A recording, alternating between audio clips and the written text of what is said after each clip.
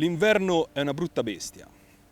Lo invochiamo con tutta la forza nelle calde giornate di fine estate e in quelle autunnali, ma quando arriva il generale, non so quanti di noi vorrebbero tornare sui propri passi ed al tepore della stagione ormai passata.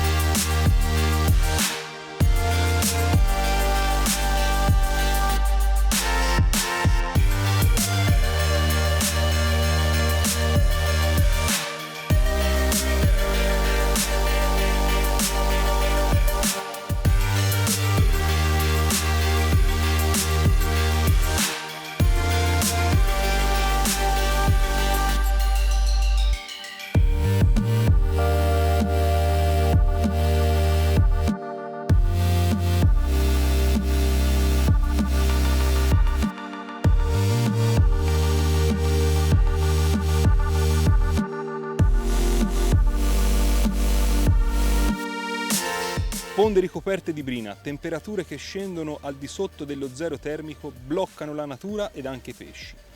Rallentano il loro metabolismo, riducendo l'attività a finestre ben precise delle corte giornate invernali. Quando si parla poi di cavedani il gioco si fa ancora più duro, perché già di per sé questo pesce è assai difficile da catturare, sia che lo si cerchi in tratti di fiume, torrente o piccole rogge. Il più furbo dei furbi, così viene chiamato questo ciprinide, sempre pronto a far aguzzare l'ingegno anche del pescatore più esperto, rimane comunque uno degli avversari più affascinanti da insidiare con la bolognese. Fortunatamente, in questi giorni, i venti settentrionali, freddi e pungenti, hanno lasciato lo spazio allo scirocco, che con il suo soffio caldo ha fatto alzare sensibilmente le temperature dell'aria. Questo dovrebbe giocare a nostro favore, salvo il fatto di non abbassare mai la guardia con questi pesci, sempre pronti a colpire duro e mai a porgere l'altra guancia. Pescheremo in un tratto cittadino dove il corso d'acqua, da torrente libero e con correnti brillanti, placa la sua forza, regalandoci uno scenario molto accogliente con acqua semilenta ed una profondità molto interessante.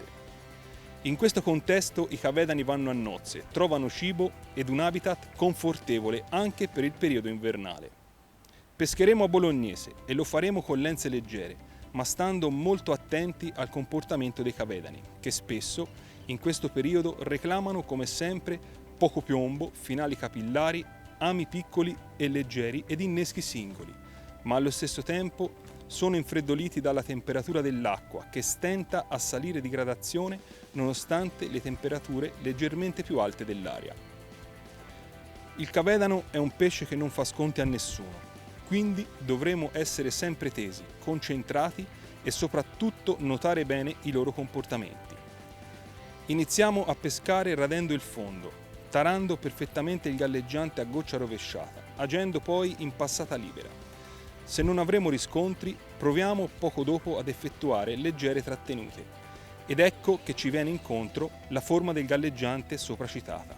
Spesso le temperature dell'acqua in questo periodo non aiutano e dobbiamo rallentare la corsa dell'esca, ma senza andare ad intervenire sulla grammatura. Evitiamo lenze pesanti, preoccupiamoci piuttosto di rallentare la corsa dell'esca, ripeto, trattenendola e magari appoggiandosi di più sul fondo con quest'ultima. Pescheremo a bigattini sfusi lanciati a fionda. In questo caso dobbiamo saper leggere molto bene l'acqua e la forza della corrente per evitare di fiondare le larve ad una distanza sbagliata che ci butterà fuori pesca. La corrente oggi chiama 1 grammo di peso, ma sarebbe come presentare un mattone agli occhi dei cavedani e non un'esca.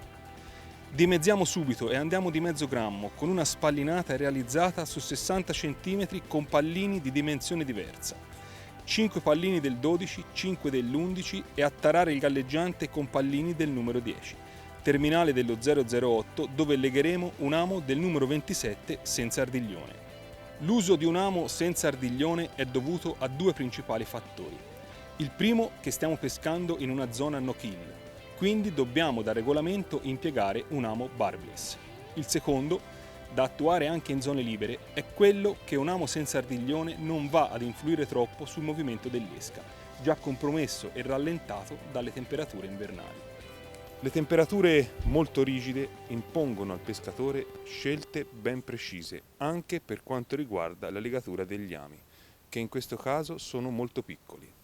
Il freddo impedisce talvolta i movimenti giusti, quindi una penna lega-ami può essere davvero di aiuto per facilitare le operazioni di legatura di ami molto piccoli, come nel caso odierno.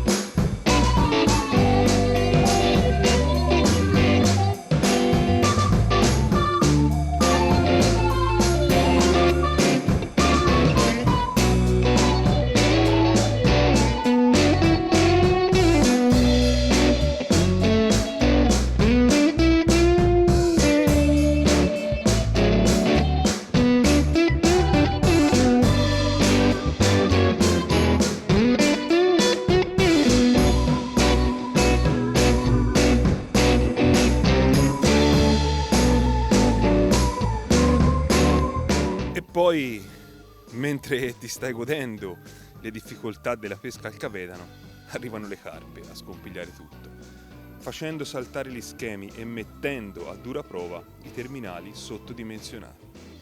Terminali dedicati sì al cavedano, ma adatti anche alle difficili carpe di fiume che in questi contesti vogliono e pretendono una presentazione dell'esca impeccabile. Quindi tutto all'improvviso prende un'altra piega.